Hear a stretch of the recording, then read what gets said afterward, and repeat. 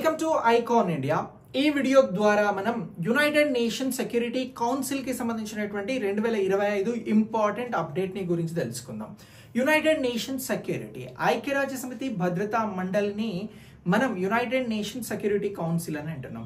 ప్రపంచంలో శాంతిని నెలకొల్పేందుకు, ప్రపంచవ్యాప్తంగా యుద్ధాలను జరగకుండా ఆపేందుకోసం యునైటెడ్ నేషన్ సెక్యూరిటీ కౌన్సిల్ ని ఏర్పాటు చేసుకోవడం జరిగింది.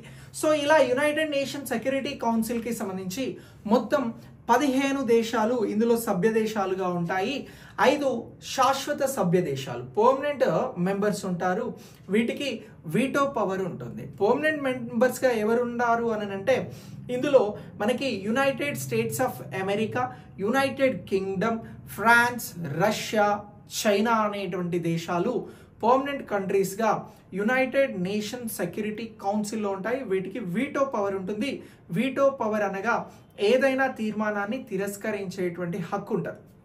సో ఇలా వీటో పవర్ లేకుండా మరొక 10 దేశాలు తాత్కాలిక సభ్య దేశాలుగా ఉంటాయి. వీటినే మనం టెంపరరీ కంట్రీస్ అని అంటున్నాం. ఈ టెంపరరీ మెంబర్స్కి సంబంధించి వీరికి ఎవ్రీ 2 years ఒకసారి ఈ కంట్రీస్ లిస్ట్ అనేది మారుతూ ఉంటుంది. సో ఒక 10 దేశాలు అనేవి ఎవ్రీ 2 years కి సంబంధించి మెంబర్షిప్ని కలిగి ఉంటాయి. అయితే ఇటీవల భారతదేశంతో భూ సరిహద్దును పంచుకుంటున్నటువంటి పాకిస్తాన్ 2025 జనవరి 1 నుంచి యునైటెడ్ నేషన్ సెక్యూరిటీ కౌన్సిల్లో తాత్కాలిక మెంబర్గా జాయిన్ అయింది. సో ఇలా ఈ పాకిస్తాన్తో పాటు మరొక 4 దేశాలు కూడా యునైటెడ్ నేషన్ సెక్యూరిటీ కౌన్సిల్లో ఈ తాత్కాలికమైనటువంటి మెంబర్స్గా కొనసాగుతూ ఉన్నారు. ఆ దేశాల పేర్లు ఏంటి అని చెప్పేసి మనల్ని ఎగ్జామినేషన్ పాయింట్ ఆఫ్ వ్యూలో క్వశ్చన్ అడగడానికి అవకాశం ఉంటుంది.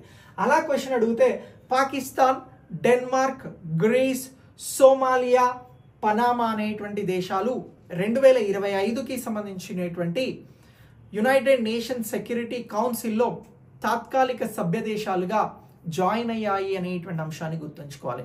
మరి పాకిస్తాన్ ఇలా మొదటిసారి వచ్చిందా sir United Nation security council కంటే? నో. పాకిస్తాన్ ఇది 8వసారిగా యునైటెడ్ నేషన్ సెక్యూరిటీ కౌన్సిల్లో మెంబర్ కంట్రీగా జాయిన్ అయింది. తాత్కాలిక మెంబర్గా జాయిన్ అవ్వడం జరిగింది. సో ఇలా పాకిస్తాన్కి సంబంధించినటువంటి అంశాన్ని మనం గుర్తించాల్సి ఉంటుంది. ఇది 2 years పాటు ఇందులో మెంబర్ కంట్రీగా తాత్కాలిక సభ్యుడిగా కొనసాగుతుంది పాకిస్తాన్.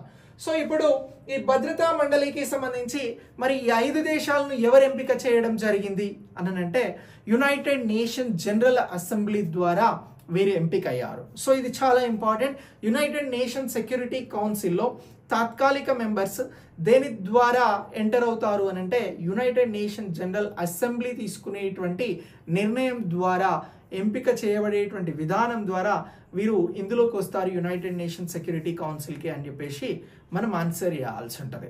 అయితే యునైటెడ్ నేషన్ సెక్యూరిటీ కౌన్సిల్ కానీ యునైటెడ్ నేషన్ జనరల్ అసెంబ్లీ కానీ దేనిలో భాగము అని అంటే మనకి యునైటెడ్ నేషన్స్ ఆర్గనైజేషన్ ఐక్యరాజ్య సమితిలో భాగం. సో ఈ ఐక్యరాజ్య సమితికి సంబంధించి ఎప్పుడు స్థాపించబడింది అని అంటే 1945 అక్టోబర్ 24ను ప్రారంభించబడింది. అక్టోబర్ 24ని మనం ఐక్యరాజ్య సమితి దినోత్సవంగా నిర్వహిస్తా ఉన్నాము అనేటువంటి అంశాన్ని కూడా గుర్తించాల్సి ఉంటుంది. సో ఇలా ఈ తాత్కాలిక సభ్య దేశంగా ఈ పాకిస్తాన్ వచ్చినటువంటి సందర్భంగా మనం ఈ విషయం మాట్లాడుతున్నాం. మరి ఇక్కడ పాకిస్తాన్తో పాటు డెన్మార్క్, గ్రీస్, సోమాలియా, పనామా వచ్చినాయి కదా. ఈ 5 దేశాలు రావడం వలన ఏ 5 దేశాలు ఈ తాత్కాలిక సభ్య దేశాల జాబితా నుంచి తొలగించబడ్డాయి అని అంటే మనం మరొక 5 దేశాల పేర్లను చెప్పాలి. జపాన్ స్థానంలోనే మనకు పాకిస్తాన్ వచ్చింది.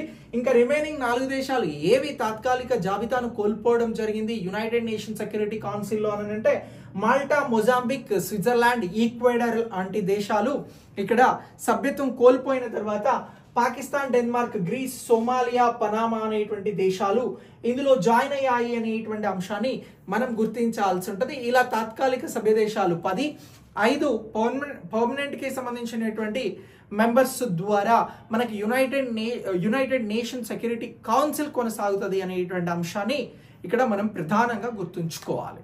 సో ఇలా ఈ అంశాన్ని గుర్తుంచుకోండి. ఇలాంటి కాంటెంట్ మీకు ఎప్పటికప్పుడు ఐకాన్ ఇండియా అందించడం జరుగుతోంది.